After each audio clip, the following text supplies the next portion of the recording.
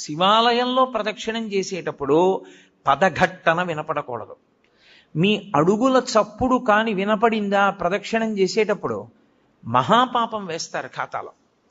పాదాల చప్పుడు వినపడకుండా ప్రదక్షిణం చేస్తే పరమశివుడు అంత ప్రసన్నుడవుతాడు. శివాలయంలో ప్రదక్షిణం చేత వచ్చేస్తుందంతే శక్తి అంతా. ఎలా ప్రదక్షిణం చెయ్యాలని అడిగారు. నిండు గర్భిణి ఇంకొక గంటలోనో 2 గంటల్లోనో ప్రసవం అవుతుంది. కిందంతా బిందెతో నూనె పోసేశారు.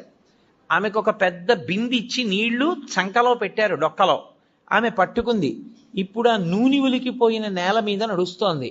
ఆమె ఎంత పరాకుగా అడుగు వేసి నడుస్తుందో